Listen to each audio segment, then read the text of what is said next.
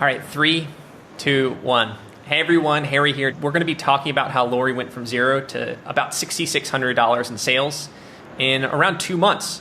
So with her original artwork. So before we kind of dig too much further into that, Lori, why don't I just pass it over to you? Can you just introduce yourself, share a little bit about you and your art practice and what you do? Sure. Hi, Harry. It's good to be here.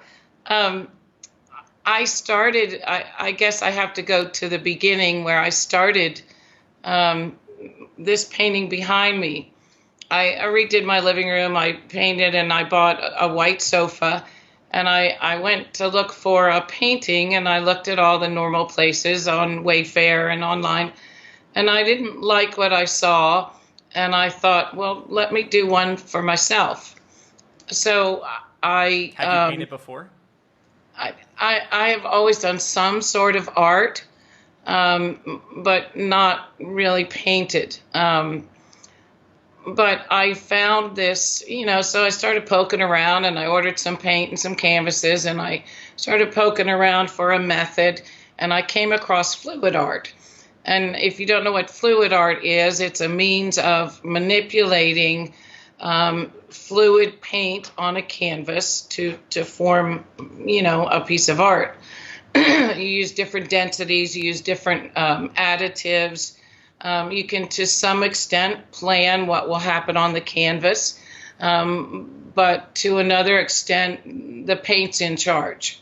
And that's really what I loved about it, that rush of adrenaline when you put the paint on the canvas and you start to move it around, and you really don't know what's going to happen from one to the next.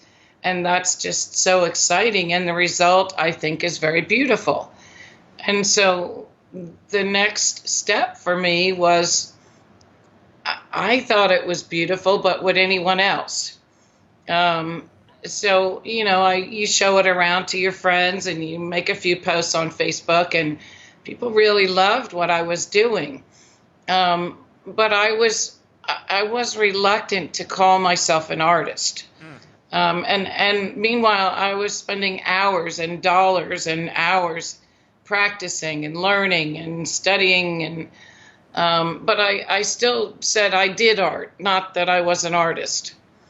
And at some point I said, okay, you've put enough into this. You deserve to call yourself an artist.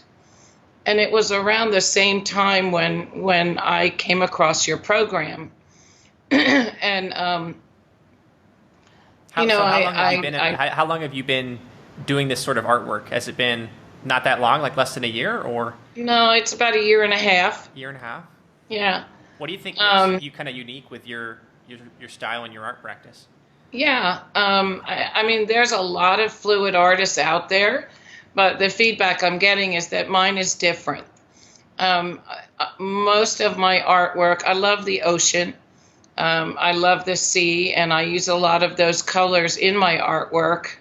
And that's, a lot of people love the beach and the ocean and the sea. So that's something that resonates to my customers.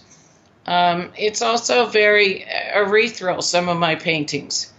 And I find that, I can talk to one person and they see one thing in my painting, and I can talk to another and they see something completely different. Because, as you can see, there's nothing in particular in my paintings. So I got the confidence to call myself an artist, and I started, I did some paint workshops, and I found that confidence made all the difference in the world.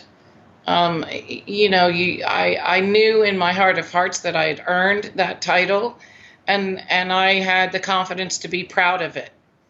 That's awesome. And that was the turning point in my sales, because as I'm out and about and I do workshops. Hey, Lori, I love it. Let's talk about the sales, but really quickly before we get into that, take me back to kind of before you were making these sales, what was going on at the time? What were your plans around, selling or marketing your art practice before we got started working together? I really didn't have any. I really didn't have any plans. but it got to a point where I saw one of your other interviews. The guy said, well, there's so much art, I either have to move or sell it. And, I filled my one space that I was looking to fill. And I said, well, this is something other people can find joy in. And the very first commission I did, it was kind of a test for me. I knew that I had practiced enough to get what I had in my head on the canvas. But could I get what was in your head on the canvas? Mm-hmm. So my first commission was a challenge, but since then I always put a little something in the paintings I do that means something only to my client. You would look at the painting and you would never see it. But if it was for you, you would know that little mark, that color, that stripe, it means something personal. And people loved that I did that. Would you talk to them about that before the commission, or was that kind of a surprise at the end? No, it just kind of happened. It just kind of happened. So, after I did, and that was kind of like a test for me, the first one I did. It was really a friend. And she said, I love what you do. She was here. She saw this painting. She said, I love it. I want one. And I said, okay, and I said, I'm not going to charge you for this painting. Let's just go through. And it was, again, about the same time I came across your program. Mm-hmm. And I said, let's just go through the process. Let me introduce myself and let me talk to you about my art and let me zone in on what you're looking for and let's see what I say and what you say and where we end up. And so that was my test. And once I went through that test, then I did the same thing with other people that I encountered along the way. Mm-hmm. And the sales went like this. Yeah. So let me ask you this. Like, a lot of folks out there, I think, do something similar to you. Like they get into art for themselves, they enjoy it. And then share a little bit about your other professional life, right? Share a little bit about that. And when did you kind of think, I'd love to do more of this artwork and start selling it and actually making an income from it? Was that something that happened in the last 4 or 5 months, or is that something that was kind of in your mind at the beginning? It's something that was in the back of my head. I'm an accountant. What do you do day to day? Yeah, you're an accountant? Yeah, I'm an accountant. January is my busy season, so they're like 9-10 hour days.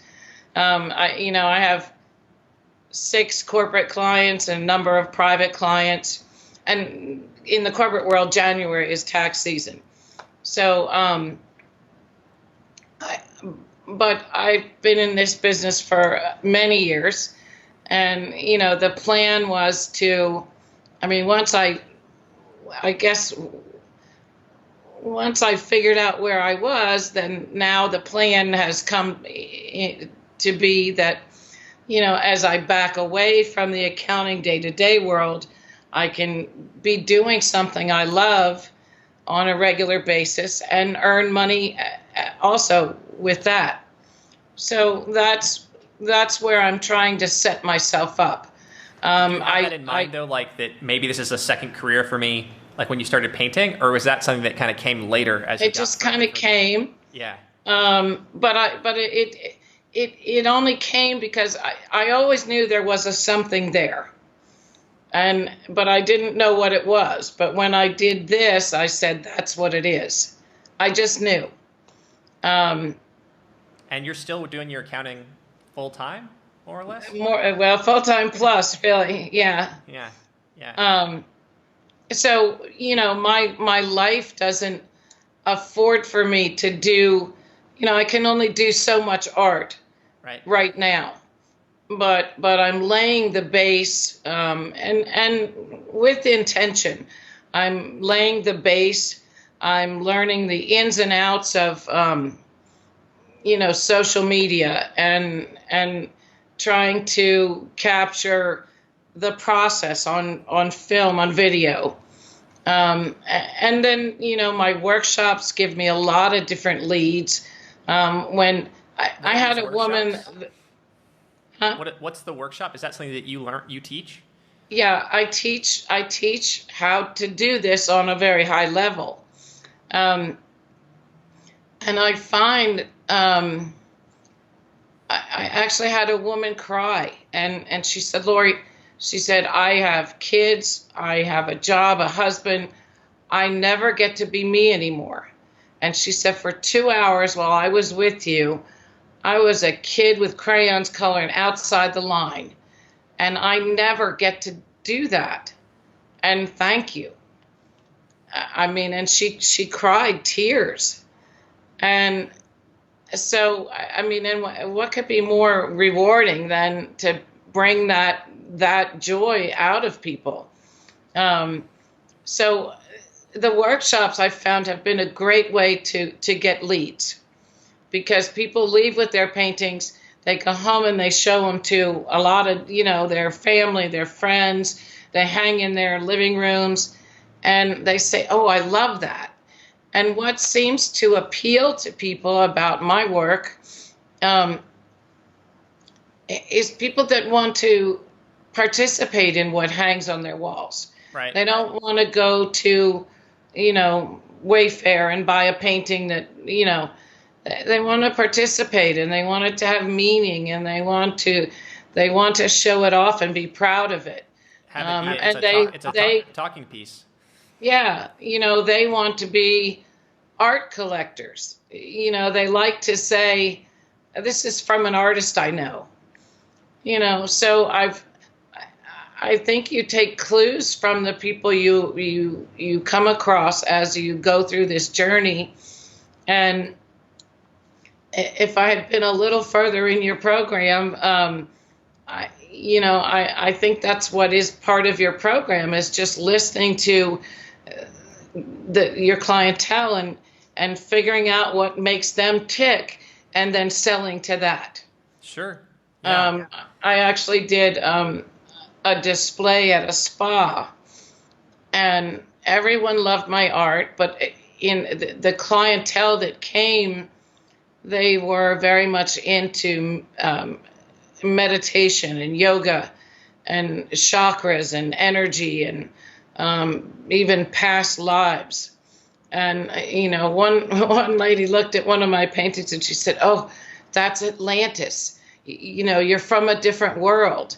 So I actually did a series. I did a chakra series, and I did an earth element series, and put them to that place, and they sold immediately. Interesting. Well, before we kind of get into some of the things you've been working on and talk more about some of this stuff, think back to before you and I started working together. Did you have any frustrations or anxieties, around the business side of the art practice at that time? Absolutely.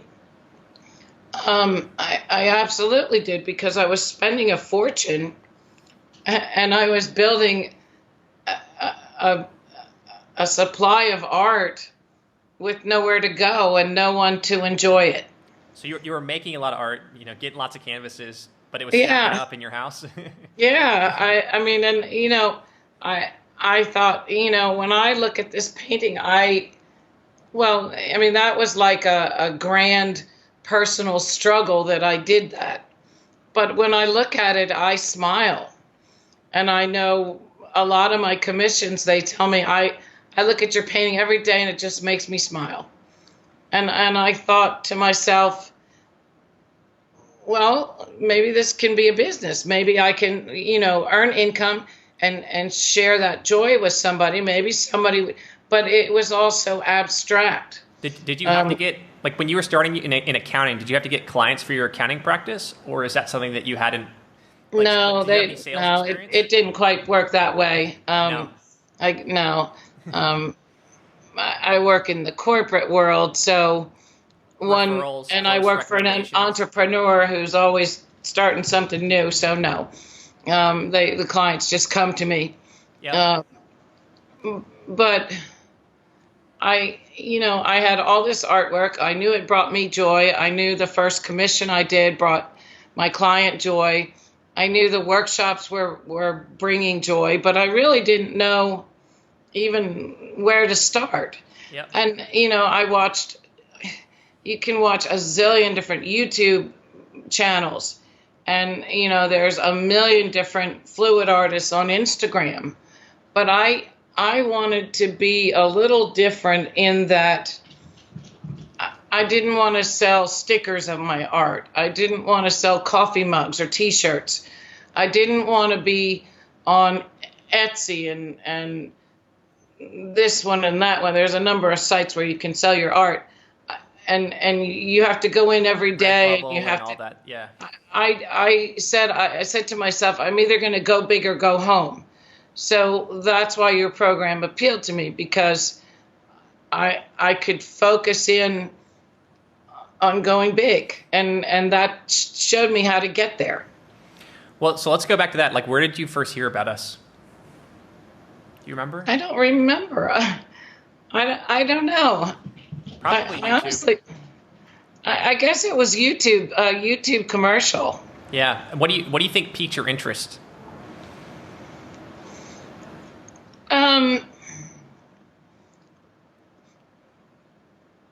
Well, to be real honest, I expressed an interest for more information, and I didn't get 20,000 emails from you. I got instead a chance to speak to someone that had a real person who really listened to me. It wasn't like, you get when you start out and you start poking around social, you get 1,000 people that want to sell you this and subscribe you to that. And you look at them all and you go, well, I don't know. But with your program, I didn't feel pressured. And then I was able to speak to your representative and have a conversation, and he listened to me. He wasn't, I mean, I'm sure his goal was to sell, but it felt more like he was interested in me and where I needed to go more than he was just willing to sell me a thing. Right. And that, cool. That made a difference to me. Yeah, that's cool. Yeah, we try to really view things as a two-way street.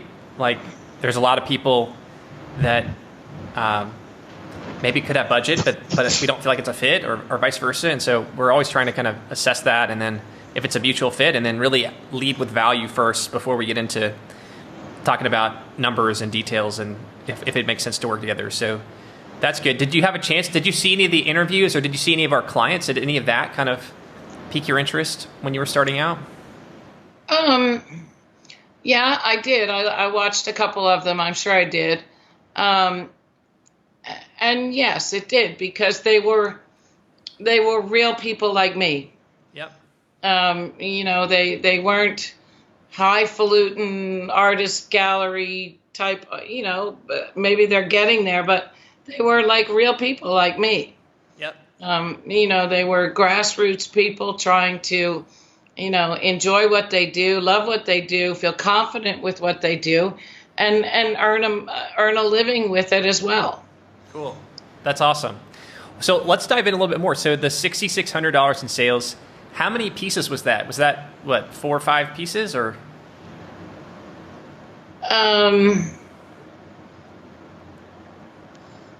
Is 4 30 by 40s, and the 2 series I mentioned, which were smaller. Gotcha. Do you have any interesting stories or takeaways or thoughts from those sales that you want to share?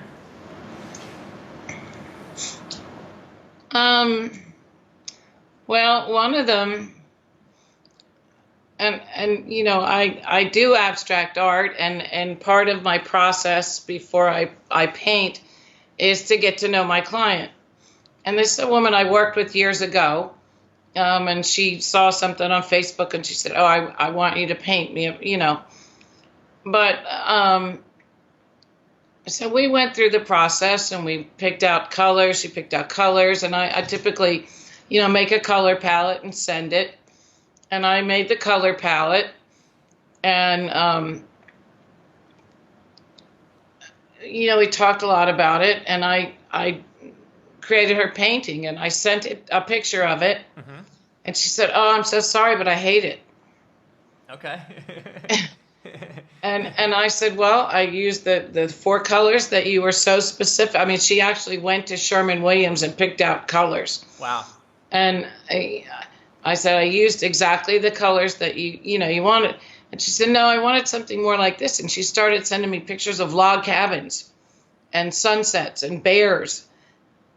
And I had to say, I don't paint log cabins and bears. It's abstract. And she said, well, and my policy is that if you don't like it, I'll do it again. So I said, okay, let me try again. And so I did it again.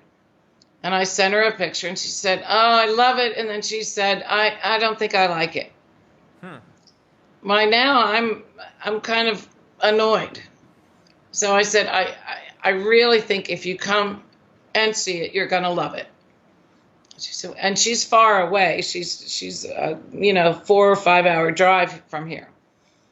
I said, but and that's a challenge. I think a lot of artists face is when you're marketing your work online, it's very difficult to get a good picture of your art. Visualize what it would be like the colors don't show, and I'm still learning on that one.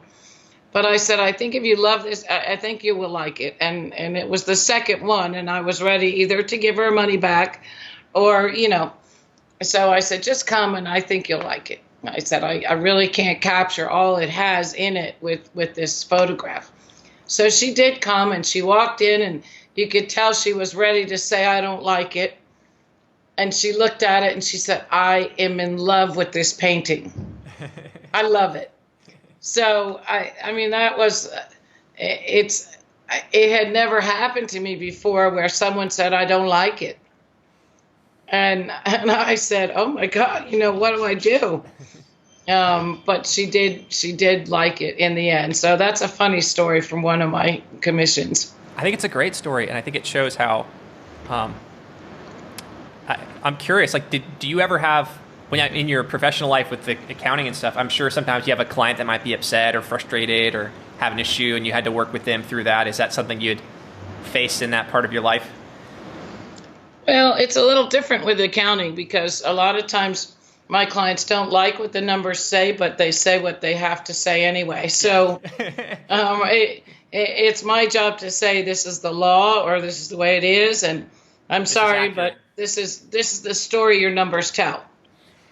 Yeah, and I think what I'm getting at is I bet through that experience you have some good kind of client relationships, like people management skills. And so it's cool that you're able to kind of say, hey, well, let's just come and see it in person. Let's see how you think. And it sounds like it grew on them. And then it ended up being a win-win. She loved it. And I don't know. I mean, it's hard to assess yourself in that respect. But I am a person, you get what you get. And, if I have something to say, I will say it kindly, but I'm not one of those people that doesn't say something that needs to be said. Right.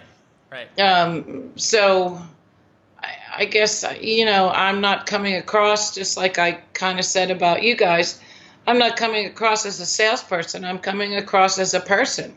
Right. And my goal with my clients is to have them feel joy when they look at my painting every time they look at it. Or experience that tearful moment where they were a child with no responsibilities coloring outside the lines. This lady cried. Right. And that made such an impression on me. Like, something I love to do is something that took her out of her daily grind for just a little bit, and she smiled. Right. She smiled enough to cry. So, I mean, I'm a real person, and I approach my life, my relationships, and my business in the same manner. Yeah, that's awesome. That's really cool. That's great. I love that little story. And I think it just shows how, like you were you're doing your best to accommodate them and make them happy, but you also know when you can just say, hey, like, I think with empathy and care, like, right, come and look at this. I think you're going to like it. And, we'll cross that bridge if something else happens. Yeah, well, it's an interesting process when you're creating a painting for someone, and they think they know what they want, but then they want a tan background against a tan wall. Right. And I say, well, I show you on tan because it won't pop that way. You need some contrast. Yeah. And that's a confidence thing too, because, you know, as you learn, as you practice, as you go through these experiences with different clients, you become the expert. Yep. And that's what you pay for. Yeah, we call it in sales, we call it being a trusted advisor. Yeah. Like if you can reach trusted advisor status, like what that means is the person that you're helping, they look at you as a counselor, as an expert, and that they're actually wanting you to challenge them. They don't want you to be a doormat. They don't want you just to be a yes man or a yes woman and do exactly what they want. And they know that because you're an expert, that like you're going to end up taking care of them and make sure they get a better outcome than maybe they could have even expected or realized they were looking for. And that's the hope. You know, that's the hope always. Well, let me ask you this. So, like, I know, Lori, you're just getting started in the program. We were just chatting a minute before this, and now there's a lot more for Lori to dig into in the program and what we have to offer. But, you know, can you speak to maybe like what's one or two things you feel like from the program that have positively influenced you and helped you make these sales?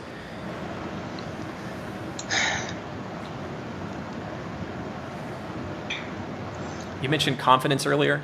Well, yeah, it's the confidence, and it's also having an awareness of your client and of your audience, so to speak. What do they comment on? What makes them pause as they walk by one painting and walk on by the next one? What do they say to you? What questions do they ask? What, you know, so the program in the first little steps, I mean, it's about who are you selling to? And you have to know who you're selling to. And you don't always, you don't always get a questionnaire that says, here's who I am. Right. You have to be aware of those clues. And if you're aware of them, then you can use them. So I think that was a big part of what helped, is just being aware and intentional in my conversations. And that doesn't mean a script. That just means, what do you see in my painting, and what do you like about my painting? Actively listening, like asking good questions and really like caring about what they have to say, and not just kind of like working on what are you going to say next and like just waiting for your chance to say something. I mean, it's just, it's having an intentional conversation.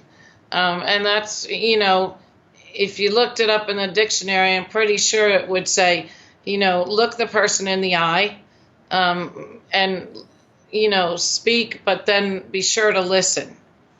And I mean, just being aware of that and knowing what you're listening for can make a big difference in where you go.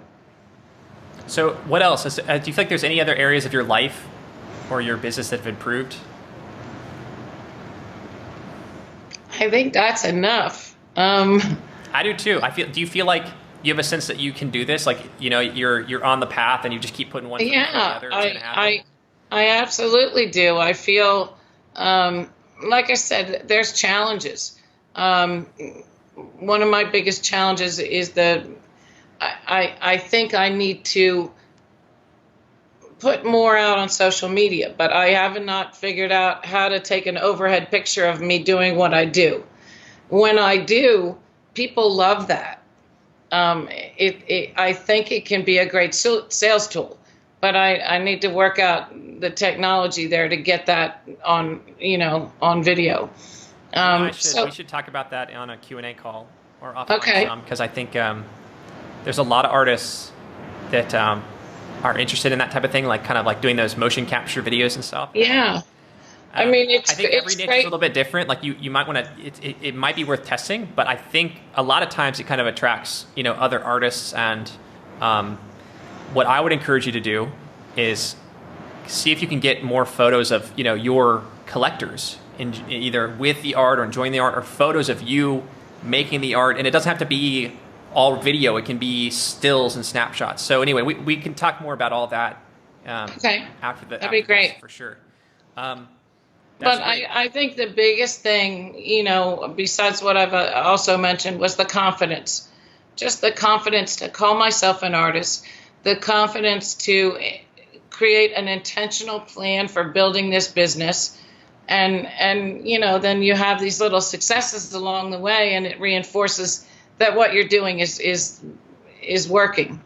Did you feel like, did it help you increase your confidence around asking for more money for your pieces at all? Yes. Yeah? Yeah, it did, because again, I wanted to go big or go home.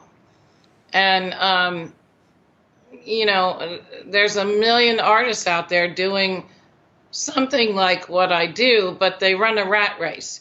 Either they're running to, craft fairs on the weekend, loading the car and unloading, and they, if I walk by an artist at we have a farmer's market, how's your sales? Oh, they're not good, but they do it every weekend. I didn't want to be that person. What's that? The definition of insanity is just doing the same thing over and over Yeah, again, with no results. Expecting a different result.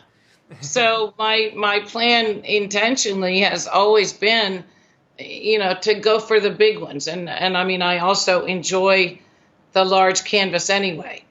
Well, just to give you some encouragement, I think where your price point is right now, it's still not as big as it can be. Like, there's more, it can get bigger. Yeah, well. So if you want to, only if you want to, but we can talk more about that as well. Okay, sounds good. Nice. I feel like I kind of cut you off there. Was there anything else you wanted to say? No, I think that's it. I mean, I think it's all about having an intentional plan, listening to the cues that are in front of you that you don't always notice unless you're trained to notice them, and going forward with confidence. I love it. I think that's a really nice, succinct way of putting it. So do you feel like you've gotten a return on your investment, or on the path of doing so? Yeah, absolutely. And I just can't wait till I have time to dive more into the rest of the program that I didn't get to yet. Yeah, there's more to come for sure. Yeah. So, thinking back to like when you were talking to 𝐂𝐥𝐢𝐞𝐳, who's on my team, like, why did you decide to do business with us? Well, I think we covered that. I liked that he listened to me. I liked that he was a real person. I liked that I didn't get 20,000 emails from you trying to sell me something that I didn't even know what it was. Mm-hmm. I had the call, we talked about it, and I don't know, it just, So you kind of like that I felt comfortable with it. Relationship-based approach, and that you felt like you'd be talking to people. It wouldn't be like you're out on your own on an island or something. Yeah, I mean, I look at the Facebook group and you see the comments, and you are always fast to respond with answers and information. You can learn a great deal from other artists because we're all the same. We're all struggling in the same world. We have different paintings and we have different mediums and we're in different geographical locations, but in here we're all the same. Yep, and the people that you're trying to reach, they're all human beings too, and they all want to feel heard. They want to feel special, and they want to build relationships with you as the artist. And so, there's a lot of principles, that are common. My father, just for your information, was the vice president of Quaker Oats marketing. Really? Yeah. He had an exhibit at the 1964 World's Fair. Oh, wow. I was the first child ever to eat Captain Crunch cereal as a test. Wow. I still have the little boat and the whistles and the watch. And so my father was in marketing and sales. Now, he sold dog food and he sold Life and oatmeal and all that. But he always said to me, Lori, it's how you make people feel, not what you're selling. Yep. It's how you make them feel. And that's always stuck with me. That, I could be selling anything, but if I make you feel awful, you don't want it, even if you really want it. Right. So in all my life, it's not what you look like. It's not what color your hair is or how fancy your diamonds are. It's how you make people feel that matters. And I think it's no different when you try to sell your art. Yep. You want to make people feel like you want to bring them joy. And 100%. you blend that with the confidence. What did you call it? An informed consultant? Oh, You know, trusted advisor. yes. You combine that with the confidence to know that you have done what it takes to be that trusted advisor, and that you care. I think it's a great combination, and it's a win. It is. Yeah, it's like confidence doesn't mean being arrogant. It doesn't mean being bossy. It means just like being self-assured, like sticking up for yourself and challenging and pushing where you think it's going to help the other person or where it's in their interests and stuff like that. Right. And that's the thing that people respond to that so well. There's a study that they did, a scientific study they did on different sales archetypes, and they had different types. One of them was kind of like a doormat, like yes person, and then another was this challenger archetype, and that's the one that across all industries performs better, has the highest close rates, and also has the longest relationships with their clients. So it's kind of that trusted advisor archetype. Anyway, just as a fun little factoid. Yeah. Yeah. So it might be, redundant, but like, would you recommend others work with us? Absolutely. What artists do you feel are a good fit? Well, any artist that is committed to creating a business plan, and it's a little. I know some people are very focused on business plans, and I have a planner and a goal setter, and I have all that on the table. But art is so abstract, and I think you come to this table as a creative, and you may not necessarily have any experience in business or sales, and so if you try to take that creativity and make a business of it, you have to have direction and guidance. And so I think it's always good to start with a plan. I think it's good to have experts around you and peers around you that can, you can bounce concepts off of, you can ask questions of, and to help to tell you where to think, where to focus, yep. And what works. So absolutely, I think it's a great program for anyone. Yeah. No, I think you nailed it, and I would just add, I think, to one of your earlier points, it's like you have to be somebody who is at least open to the idea of building relationships with your collectors, like really actually caring about the other person, and if you have this vision or this idea that you can just spend all day painting and never talk to anybody and somehow make a living out of your artwork, it's like you kind of have to like shake that off and at least be, even if you're like, I don't know how I'm going to do it, but at least I'm open. I want to learn. I know it's important. I want to be able to build relationships with people and do that quickly and with intentionality. Then like that's going to be huge. That attitude, I think, is big. I think, as with anything that you're learning, you need to be a sponge, and you need to soak up all you can get from whoever you can get. And, in that process, you may take some of what someone says and you may discard something they say because it's not your style, but learn it all, read it all, listen to it all, ask it all. You have to have some intention and some focus. Yep. And then, if you're open to it and you're a sponge, you can learn so much from our conversations, from your program, from the other artists on Facebook, right. In the Facebook group. And that can do nothing but good for your process. Yep. So let me ask you this, like, why should an artist who's listening take action right now? What is the question again? If there's an artist who's listening to our conversation, why should they take action right now?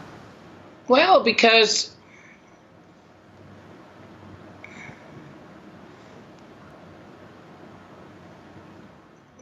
because I think if that person is looking for direction, is looking for information, is looking to take their creativity and do something with it,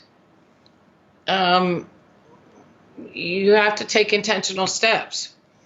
And the first step to understanding and starting any process is learning where you're going and how you're going to get there.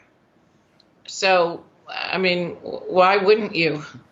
Why wouldn't you take the step to learn from people that have been there, from experts such as yourself, from other artists that are on the same journey? Why wouldn't you? Yeah. Yeah, I think a lot of times we get this idea that if we're starting our own art practice, our own business, like it has to be totally alone, like we have to be this iconoclast, everything has to be independent.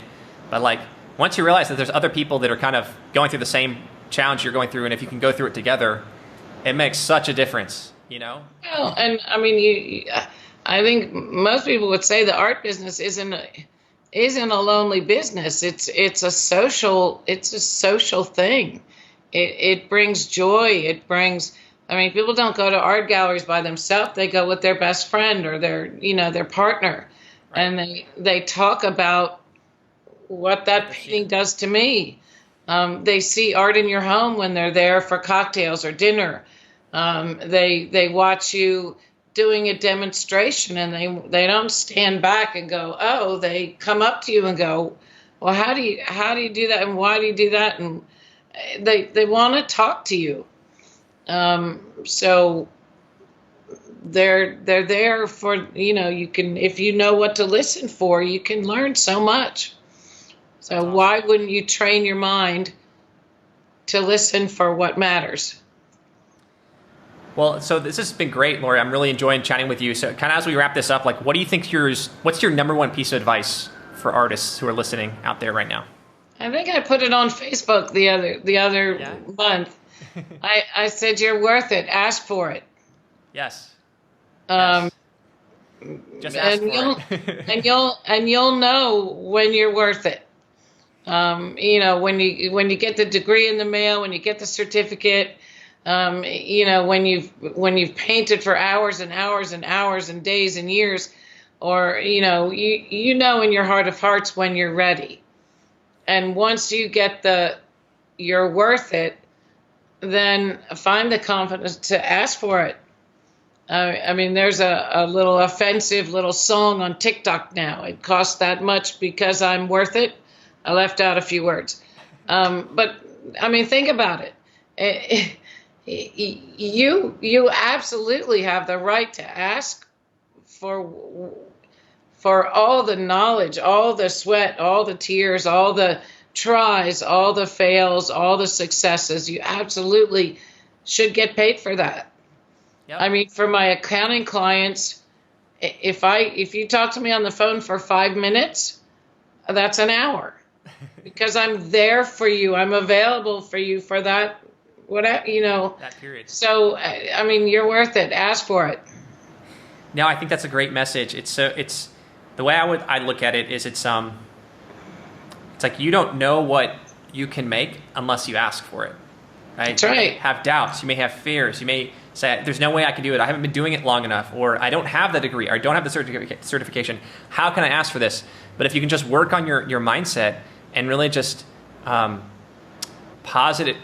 give yourself positive self-talk, work on your beliefs, even if you have none of those things, you can be pleasantly surprised when people say yes. And sometimes they won't say yes. You're not going to make every sale, but if you can have that confidence and you make that ask for that higher amount, and you do it 3 times, 4 times, 5 times, 10 times, you're going to eventually get someone to say yes, and it's going to be the biggest boost, biggest wind in your sails. I don't blink anymore. I mean, I don't blink anymore. Yeah. And I don't. I price my paintings, and I have like an accountant's formula in my head. But I don't blink. Good. If you don't want to pay this much for the painting, then you can go to Wayfair. Sure. Yeah. Then you're not my client. Right. Yeah, and it's no hard feelings, no burning of bridges. No. It's just, hey, it's not a fit right now. No, but I also have the confidence, and this might sound conceited or something, but I also know that when you come in my house and you look at a painting, you're going to go, oh, I might, I kind of wanted something more individual than what I got, but so I mean, it just unfolds if you're intentional and you're knowledgeable and you're open to getting knowledge from every place you have available to you. I think it just happens. Yeah. Awesome. It just, everything falls into place. So let me ask you this, what do you have in mind for the next 6 to 12 months? What's your vision for the next year? Well, I am tempering my art. I still get the itch to paint almost daily. But I've set a goal for myself that I would do 2 workshops a month. And they're small group. They're only 4. But it's incredible the people I meet through those connections. And of course, COVID has changed things around a little bit. So, but my plan is to do 2 workshops per month and try to have a commission each month. Yeah. Yeah, that's what I was going to say, is some sort of goal around predictability now. Let's just keep consistency. And then once you have predictability, then you can focus on growing that if you want to, or you can dial it up and down as needed. I'm actually, I go to the Caribbean, to Belize, actually, a small island, in February every year. And I have friends down there, and I've been going there for a number of years. And my friend, she said, would you teach us? Would you do a paint workshop there for us? She said, we could do it on the beach. And I was like, okay, that's my dream. So next month I'll be doing a workshop from the beach. Nice. Well, good stuff. Thanks so much for chatting, and looking Thank forward you, to Harry. seeing what happens next. All right. Thanks. Bye. Take care.